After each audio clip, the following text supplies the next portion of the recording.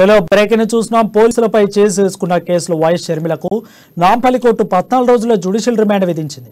మే 8 వరకు షర్మిలకు న్యాయమూర్తి రిమాండ్ విధించారు. పోలీసులు షర్మిలను చంచల్గూడ జైలుకు తరలించారు. ఇక షర్మిల వేసిన బెయిల్ పిటిషన్పై తీర్పును న్యాయమూర్తి రిజర్వ్లో ఉంచారు.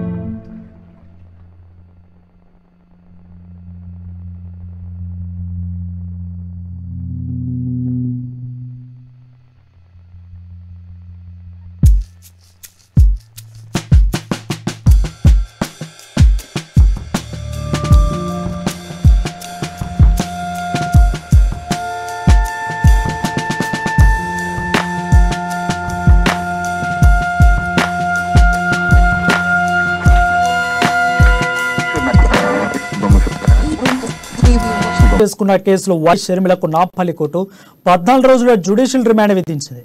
మే 8 వరకు షర్మిలకు న్యాయమూర్తి రిమాండ్ విధించారు. పోలీసులు పర్మిషన్ చంచల్గూడ జైలుకి తరలించారు. ఇక షర్మిల చేసిన బెయిల్ పిటిషన్పై తీర్పును న్యాయమూర్తి రిజర్వ్లో ఉంచారు.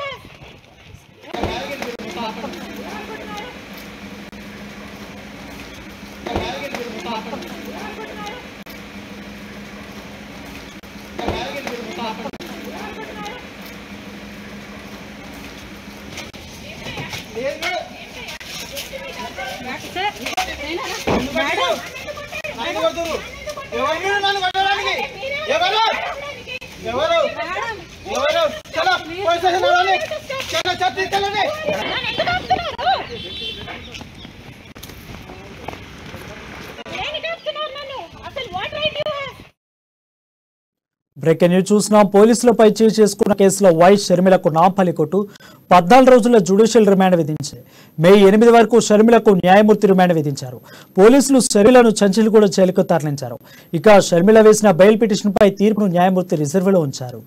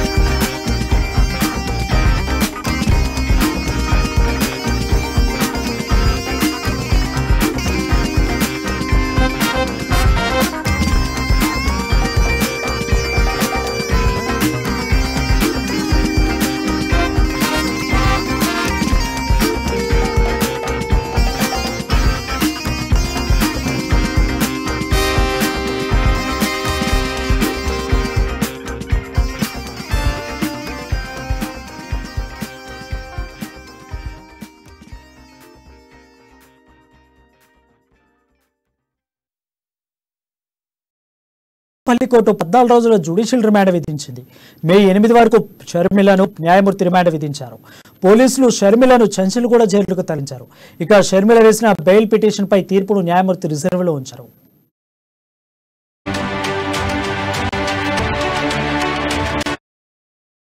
దీనిపై మరింత సమాచారం మా ప్రతినిధి ప్రవీణ్ అందిస్తాడు. ప్రవీణ్, చెప్పండి. Okay, thank you Varun.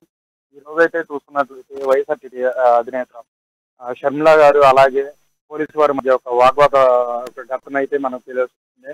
అయితే దీని నేపథ్యంలోనే పోలీసు వారు ఈ రోజు సాయంత్రం అయితే నుంచి అయితే నాంపల్లి కోర్టుకి అయితే తరలించారు. సో అక్కడైతే వాదనలు జరిగినాయి. ఈ నేపథ్యంలోనే షర్మిలకు 14 రోజులు జ్యుడిషియల్ రిమాండ్ అయితే విధించారు. సో ఈ నెల 8 వరకు కూడా ఒక రిమాండ్ విధింపు ఉంటుందని కూడా మా దగ్గర ఉన్న సమాచారం. సో దీనికి సంబంధించి మరింత సమాచారం వచ్చే అవకాశం ఉంది. అయితే ఈ నేపథ్యంలోనే మనం ఉదయం నుంచి గమనించినట్లయితే వైఎస్ షర్మిలకి అలాగే పోలీసుల మధ్య ఒక విపరీతమైన వాగ్వాదం అయితే చోటు చేస్తుంది. దానికి సంబంధించి పలు సెక్షన్ల కింద అయితే నమోదు చేశారు. సో మెయిన్ కారణంగా చూపిస్తుంది ఏంటంటే పోలీసులపై భౌతికంగా దాడికి దిగారు. సో ఈ నేపథ్యంలోనే ఈ కేసులను అయితే నమోదు చేసినట్లు పోలీసుల నుండి వస్తున్న మనకు సమాచారం. చూడాలి. దీనికి సంబంధించి ఈ నెల మే 8 వరకు కూడా రిమాండ్ అయితే విధించారు. సో దీనిపై మరింత సమాచారం కోసం వేచి ఉండాలి.